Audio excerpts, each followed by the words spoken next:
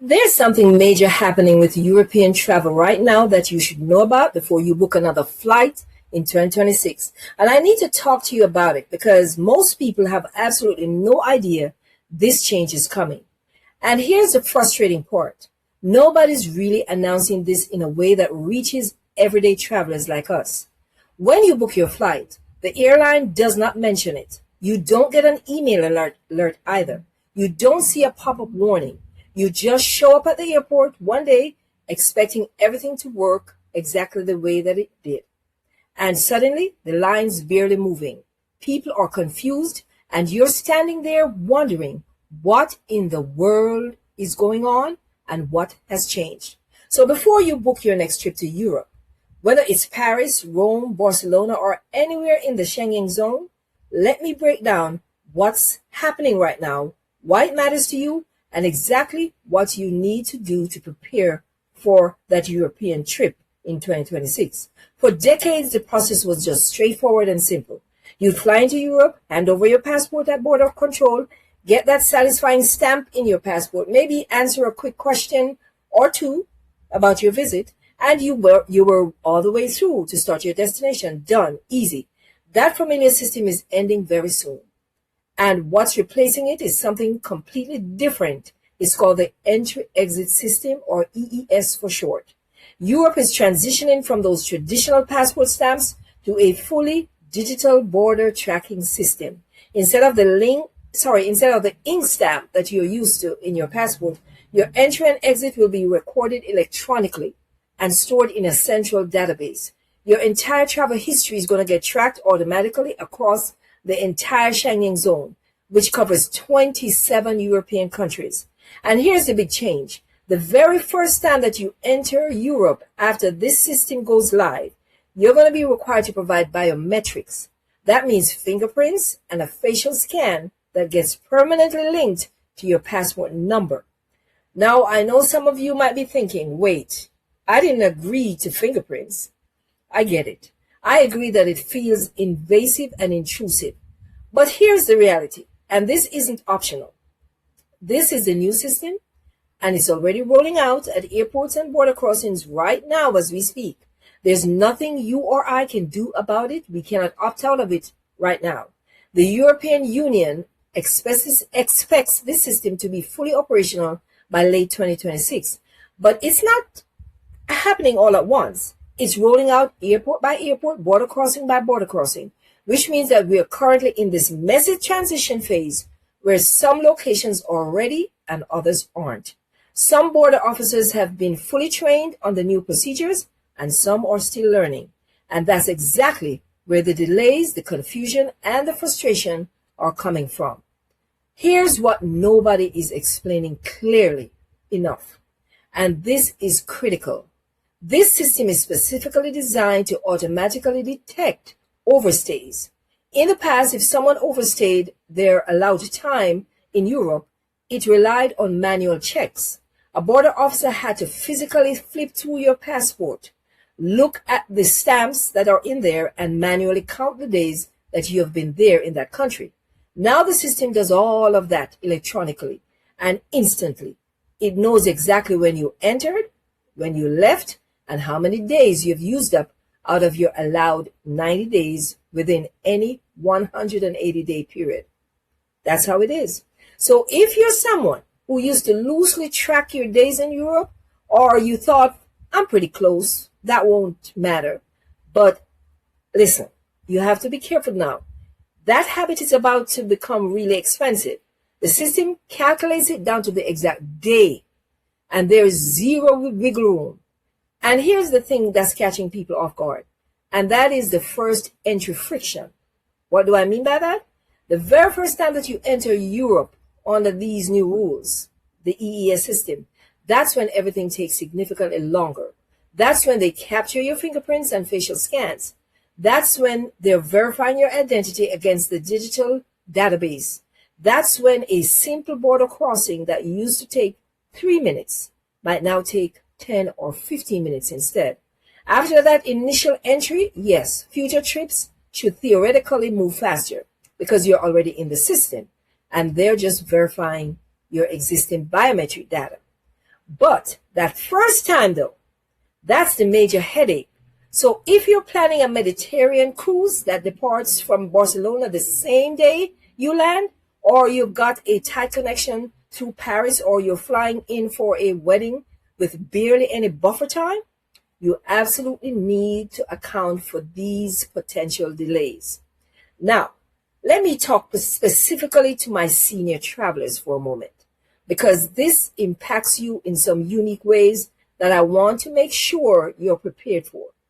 And by the way, I officially joined the Senior Club on January 13, 2026. So this is important to me as well. Anyway, I have two friends, both in their late 60s, who travel to Europe regularly. One of them visited Portugal last fall, right when some airports were testing this new system. And she told me it was genuinely overwhelming. The instructions weren't always clear. The technology was new and unfamiliar, and she felt so rushed trying to figure out the fingerprint scanner while a long line of impatient travelers waited behind her. Before you book or even pack, grab my free 2026 Travel Rules Quick Check Sheet. It's a simple guide that you can keep on your phone so you don't get caught up at the airport by a rule that you didn't know about, including this one. The link will be in the description below. Now let's keep going. Here's what I want you to know. If you have any kind of mobility issues, arthritis in your hands, or vision challenges, this biometric process might take you a bit longer. And that's completely okay. Don't let anyone rush you. You have every right to take the time you need to do this correctly. My other friend, who travels to visit her grandchildren in France twice per year, she told me that she now builds in an extra hour at every border crossing, specifically because she knows she needs a little more time to navigate new systems without feeling so stressed. For seniors especially, I really want to emphasize preparation. Make sure your passport is in pristine condition, because these automated scanners are very particular, very delicate. If you have any health issues that require medication, keep everything clearly labeled and easily accessible. Because if you do get pulled aside for additional questions, you want to be able to show documentation quickly. And honestly, if you're traveling with a spouse or companion, consider going through the process together so that you can help each other. You know what I mean? If questions come up. The other thing that's really important for everyone, including seniors, but especially for older travelers who might not be as familiar with digital scans or scams, is to watch out for fake websites. Whenever new travel rules get announced, scammers immediately jump on it. They come out of the woodworks. They create official-looking websites that charge fake processing fees, steal your personal information, or try to trick you into thinking that you need to pre-register through their service to be allowed into Europe. Nothing is the case. It does not work like that. So don't get caught up with those digital scams. All right? Now here's your rule, and please write this down. If any website is pressuring you to act immediately, pay right now, or threatening that you'll be denied entry if you don't use their specific service, do not trust it. Real government systems do not operate with scare tactics. They don't create false urgency or use fear to pressure you. If something feels off or too pushy, it probably is. Always go directly to official government websites. And if you're unsure, ask someone you trust to verify it with you. Now, let me clear up some confusion right now, because there's another system people keep mixing EES up with. And I want to make sure that you understand the difference. You might have heard about something called ETIAS, which stands for the European Travel Information and Authorization System. That's completely separate thing from the EES. ETIAS is a travel authorization that you'll eventually need so that you can apply for online before you travel to Europe. And it's similar to the ESTA system that the United States uses. But ETIAS won't be required until the EES system is fully up and running first. So right now, ETIAS is not live. It's expected to launch sometime later this year. in 2026, possibly toward the end of the year. But EES, the entry-exit tracking system we've been talking about, that's what's actively rolling out right now at borders across Europe. So if someone tells you that you need to apply for authorization before traveling, make absolutely sure you know which system they're referring to. Mixing these two up is how mistakes happen, and mistakes at international borders can be incredibly costly and quite stressful. So here's what I want you to walk away with today. This is not about creating fear or panic. This is about being prepared so that your trip goes smoothly. First, give yourself way more time at the airport than you normally would. If you used to arrive 2 hours early for an international flight, make sure it's 3 hours now, especially during this transition period with the EES system. If you have a connecting flight in Europe, do not book anything with less than a 3-hour layover.